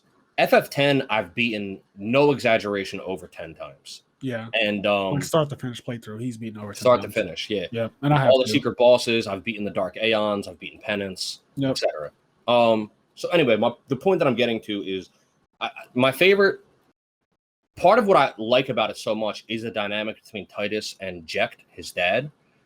And that's part of what makes, in terms of JRPGs, my favorite hero and villain, if you want to say that. Yeah. The dynamic of that father-son dynamic, and sort of the emotional through line throughout the game, and the things Titus struggles with, being Jecht's son, and all the like living up in his shadow, being in his shadow, and his dad not really being a good father at all. And then when you see like the memories, when you see Jecht's memories, and you kind of see him grow into a better person, and him regret some of the ways he raised his son, and him like trying to get his friend Orin to like take care of him, just like the whole dynamic between Titus and Jecht as you go through the game. It's really fleshed out. Gigantic spoilers, I guess, but when you get to the end of the game and you fight Jecht as the final boss, it was really emotional, and I really felt, I just kind of really felt the pain of it. And when they fight, and when they fight, and then like when Jecht is like on his way out and dying, and like Titus says, "I hate you," and but he's also crying because like his dad's dying and all that shit, and then all culminates into like the very end of the game when Titus knows he's going to die, because he's going to like fade away because the dream's going to end. And when Titus like jumps off the airship, and as he jumps off, you see like Jecht and like Titus and Jecht do like a high five. Some people might think it's cheesy. That shit got to me when like you see like kind of Titus and Jecht's ghost like high five as like they both pass on. Like I'm getting sad just hearing this, dude. It got to me so much, and like that whole dynamic was just. Meanwhile, really Bond is just fucking clown Sephiroth. It's on site every time we see him. Tom and Jerry style. We ain't got time for none of that shit. None of the sentimental nonsense. I just want to fuck you up on site. Dude, it's nice. Like, for example, the Hymn of the Faith is a beautiful song in FF10. Yes, it is. And there's a part in the game when Jecht is Sin. You find out really early on. But there's a part in the game where they see Sin. He's like in the ocean, and they're like under the ocean somehow. I don't remember how it works out. But they're like under the ocean. They're able to see above them, the water above them. And they see Sin floating in the ocean, and he's really calm, and he's not doing anything, he's not destroying anything, and he's just listening to the Hymn of the Faith. He's like near a temple, and that you can hear the music, the Hymn of the Faith coming out of the temple, and that song calms Jecht. And so even though he's this giant incarnation of destruction in Sin, he's like calmed down and he's relaxed listening to the hymn of the faith there, and they see it, and you can, like, Titus can still see the humanity in his dad, and just all the shit. The whole aspect of that game really, really hit me hard. And so in terms of my favorite hero and villain, it would be that father-son pair. So we're straight up from Final Fantasy X. You don't have to go anywhere else. Yeah. That said, I just realized we haven't mentioned, this doesn't have to do with favorite hero or villain necessarily, but we haven't mentioned Xenoblade Chronicles at all, and we don't got to get on to it because I don't think you've played it. I've not played Xenoblade Chronicles yet. I'm sending this suggestion out to all of my homies that love JRPGs. Uh-oh, we're being attacked. Go play Xenoblade Chronicles. Like, I fucking promise you, the first one. The first Xenoblade Chronicles is stellar. Like, it's on the Switch. Play the remaster on the Switch. It is so fucking good. The story, the characters, the gameplay. Xenoblade Chronicles is fucking incredible. I don't really want to say anything else about it. Is that one with Pyra and Mythra or no? No, Pyra and Mythra is in Xenoblade 2. And Xenoblade 1 and 2 aren't connected in terms of story. They are connected, but they're not connected. You can play 2 before 1. You can play them independently, yeah. Yeah, and then you'll just notice, like, the connections backwards, but you don't have, like, 2's not going to spoil 1, and 1 won't spoil 2. That's cool. Yeah, I think I'll put out, because of your reaction to that just now, I think I'm going to actually... Yeah, I don't want to really say anything else, but one day when so, like, for example, I'm going through Jujutsu Kaisen, because Fraser really wants to talk about it on the podcast. I'm on episode 7, I think. Okay. Oh, wow. You started the other night. So I'm on episode 7. I'm going through JJK, so we can talk about it. I can't wait because you're finished all the Marvel movies. Crazy episodes too. Yeah, I finished all the Marvel movies. I want to watch the Marvel shows because we want to talk about Loki and, like, the shows and the Marvel movies in general. So I'm going through all that. So my point is, if you haven't played Xenoblade, here's your chance to just go fucking play it before we talk about it. Just please trust me. The game isn't. If you love JRPGs and you like JRPGs, just go play the game. Like, you're going to fucking love it. Yeah. And we won't talk about it much more until Fraser plays it. But yeah, I will definitely try to play Xenoblade Chronicles now. It's going to be a little tight. I can start it soon, and I'm going to try to power through it. I don't want to really get too grindy, because when I get too grindy, that's when I just lose my life. I don't really do anything else. I just that's what I want you to do, baby. I know, but now with the podcast, it's much harder to have time for that. So I'll see. True. We can just grind on the podcast, baby. Yeah. We can just do an episode of you playing Xenoblade. Degenerates. Yeah, I because of your reaction, I actually really want to play it now. So there's that. But we are actually approaching the 2-hour mark. So we can start to wrap this up. Give me a top 3 favorite JRPG or RPGs that you've played in your life. Like, give me a top 3. And obviously it can change at any moment, at any time. Just off the top of your head, like, what are some of the ones that are just like, these are, if I only could choose 3 that I had to play for the rest of my life, I can't play any more RPG games ever again. These are my 3 that I would take with me forever. Does Pokemon count? Yes. Okay. Man. FF10, obviously. We talked about that. Oh, man. I know this is like a really fucked question because yeah, it's like 3 RPGs. Like, are you serious? Of all the RPGs we've played, I've played Legend of Dragoon, Legend of Legaia, Chrono Cross. Holy shit, Chrono Cross. Chrono Trigger. Chrono Trigger. For all these Final Fantasy games, Bravely Default games. There's just so many. Octopath. So Kingdom Hearts doesn't count, right? Because it's like an action game. Don't put Kingdom Hearts in there. Yeah, so I'm gonna go. This is tough. I don't know if this is the true final answer. I'd have to go back and look at all the games I've played. Yeah, because I don't even know off the top of my head all the ones I played. But just what comes to your head? Well, off the top of my head, I guess just because we were talking about them and I can play. But FF10, honestly, probably Xenoblade 1. And then I played that one recently. I didn't play Xenoblade when it first came out. I played it on the Switch release, and when I tell you, man, I fucking loved every goddamn moment of it. You know what? I'm gonna have to put Xenoblade in like the number 4 slot for now. This is what I'm gonna do because we didn't talk about this at all. And I kind of wish we did, but whatever. I'm gonna say FF10. I'm gonna say FF10, Pokemon Heart Gold, Soul Silver, and Paper Mario: The Thousand Year Door. Oh, I didn't talk about Paper Mario at all today, but in terms of RPGs, I know some people are like, I don't want to play a Mario RPG. You're fucking missing. You're playing my yourself. friend Garen is a really big fan of Paper Mario, so I know if he's listening to this, he can relate. Paper Mario: The Thousand Year Door is a fucking top tier RPG. It's very interactive. The writing, like you're like, it's a Mario game. It doesn't have good writing. The writing is fucking good. The characters are well written, enjoyable. It's funny. It's a fun game to play. Like the battle system is very, very, very fun. I don't want to get all lost into it. We can talk about it some other time. But Paper Mario: Thousand Year Door is an incredibly so you have fun Final Fantasy X, Paper Mario, and what was the other one?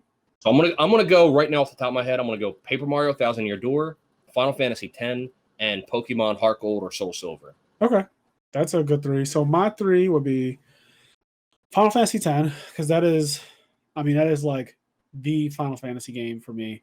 Final Fantasy VIII, I feel like after talking about it so much, how could I not have it in my top 3? The music alone is enough for me, but also like all the characters, Irvin, Selphie, like Renoa. I like all the characters. I'm happy you like Selphie. So many people I talk to fucking hate on Selphie, man. I fuck with her. Yeah, I don't know how. Like, I don't know. So for the third RPG, I'm really struggling here because I'm trying not to use recency bias. Yes. I really, yes, I feel that. really liked Octopath Traveler, Final Fantasy VII Remake, and I also like Final Fantasy VII and Final Fantasy IX. So these are the 4 things that are vying for the third spot in my head. But 10 and 8 are locked.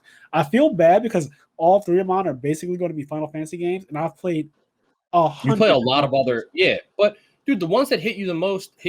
Like, there's nothing you can do about it. Okay, I feel like I'm gonna do 10, 8, and I almost want to say Pokemon Gold, just because like once you said Pokemon, it made me realize, okay, Pokemon is an RPG, and that is like, you want to talk about coming of age.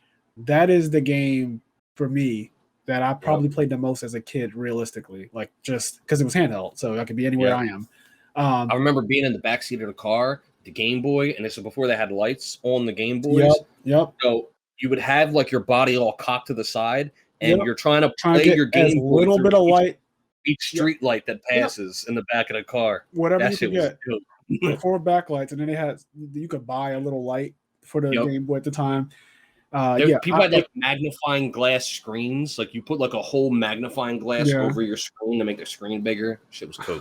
Yeah, I think Pokemon Gold is going to be my third spot, just because, like, honestly, I play that game so much, and even though right now I don't have the desire to play Pokemon Gold, I just remember what it felt like. Like the feeling, what it gave to me is unforgettable, and the great feeling of nostalgia just resonates within me right now thinking about it. And me and my friends collecting our Pokemon, my friends having silver, getting different Pokemon, trading them to me, that whole thing. So it's going to be 10, 8, and gold. Yours is 10, Xenoblade, and no, not Xenoblade. I was going to say Xenoblade, but just you, Xenoblade is the 4th. Right, just like you, I didn't want to use. I feel like Xenoblade, fucking incredible. I can't recommend it enough. But I also feel like there's recency bias. Yeah, it might be a little bit of that. I don't want to fall into recency bias. And then as I was talking, my brain clicked, and I was like, Paper Mario. I haven't even talked about it yet. Paper Mario. So 10, Paper Mario. And Heart Gold, Soul Silver, which is Gold and Silver, but the remake. Yeah. And I haven't played those, but I'm assuming they're really good because I love Gold so much. I probably will like it anyway. But yeah, Paper Mario: Thousand Year Door, fucking incredible. So we pretty much have like 2 of the same. Like we both have 10. We both have Gold in a way, or Gold, Silver, and then you have Thousand Year Door, and I have Final Fantasy VIII. Yep. Okay. Yeah, incredible games. Like every game listed. Yeah, we could talk about literally just those games alone. Because we love them so much. Yeah, I could. Yeah, so if it was like, you're stuck on an island for whatever reason, you can only play 3 JRPGs. I think those are the 3 I would pick. I've already replayed 10 times, so I'm not going to get tired of it. Like I can replay it, do different playthroughs. I can start 10 tonight, and I will be fine. Yeah. Like I can start a new save of 10 and watch Jack destroy Xanarkand. Yep. And I can watch that like right now. I can watch that Blitzball game where it happens and be on top of playing it however many times throughout my life. I've streamed it on my stream like 3 different occasions. Because I played through it, and then one of my friends on my stream was like, "Hey, like I missed your 10 playthrough, and he was talking about how when he was younger, there's a certain boss he never beat, and he was like, "Can you play through the game again so I can see you beat him?" And I was like, "Fuck yeah, I can." Yeah, so absolutely. I played through 10 again just to get to the point where I fucked that guy up. So that's pretty cool for one of the viewers. And then just like a year after that, for some reason, I had nothing to do, and I just turned 10 on, and I just played it again. 10 is great. You got me wanting to play 10 again. I have it on my Switch. I started the file on it, and I did that thing where you do the advanced spear grid, so it, Yep. But then I played it for like a couple hours, and I just kind of just stopped, which I do a lot. I start Final Fantasy games over all the time. I'll play them for a little bit, and then I'll completely stop. Sometimes I'll get in a trance, and I'll just play the entire thing, start to finish, for like a week or two. I'll just completely play the entire game and grind it like I've never played it before. Completely by accident. I remember one time I went over Fraser's house just to hang out, and he just out of nowhere, just like, I feel like playing FF7, and he like puts it, he like downloads it, and because I didn't know spends the whole weekend just like this, just on his PSP. I didn't interact with my company at all. I literally the entire weekend played Final Fantasy VII, and what was cool about it is that weekend I believe it came out on the App Store, so it was available for iPhone, like newly available for iPhone. So I was like, holy shit! Maybe it was on your iPhone then. Yeah, whatever it was, iPhone, a tablet, whatever. Because once it's on one, it's on everything for Mac. But I downloaded it, and I just couldn't like the idea of having Final Fantasy VII with me at all times was so cool. This was years and years ago. This is like 2015. Yeah. But the idea of having it anywhere I went was so fucking cool. And now Final Fantasy VIII is the same way. And I did start the remaster. I only played a couple hours of it. I'll go back to it eventually. But I just have a thing where I love starting these games over, hearing the music, watching the opening cutscenes, and then I just kind of like stop and then whatever. Yeah, but that shit's dope. All right, well, this wraps up episode 8 of the IMNerd Podcast. If you guys have anything you want to ask us or tell us, please write into imnerdpodcast@gmail.com, and we may read it aloud on the show. Also, please let us know what RPGs you guys enjoyed a lot growing up, or even recently. We're open to hearing what you guys think about RPGs, because they're a big part of our gaming life. Double also. You want to tell? You want to talk about it? It's up to you. Go ahead. Patreon?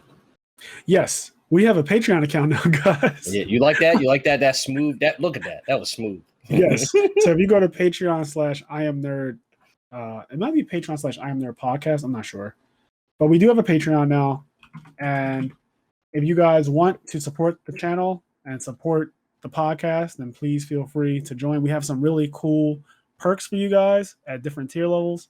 So take a look at it. Let us know what you think. But we literally just launched it like yesterday. And by yesterday, we mean Saturday, the 7th. So it's really new.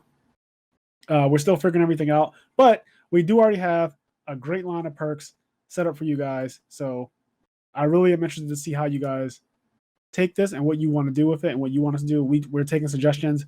If you feel like there's a perk that you may want, let us know. Right into IMNerd Podcast. We're still kind of learning, figuring all this out, but we've been having a lot of fun with the podcast. It seems like everybody that listens to it enjoys it. So yes, people seem trying to spread it, grow it, and just have a lot of fun. We're enjoying working on it, and we're trying to do more. Like the more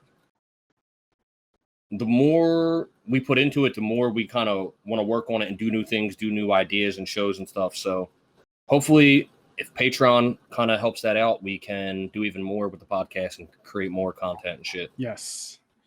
So yeah, if you guys want to show some support, look up IMNerd Podcast on Patreon, and you will definitely find us. And you can subscribe at any tier. We have a $3 tier, a $10 tier, and a $20 tier. The $20 tier is limited to just 5 people for now, just because it can be pretty demanding if a bunch of people are in it. So it's a pretty exclusive tier level. But right now, just started it. If you want to show support, let us know. And as all the other content creators say, like, subscribe, comment on all platforms: Spotify, Google, Apple. We have a YouTube channel.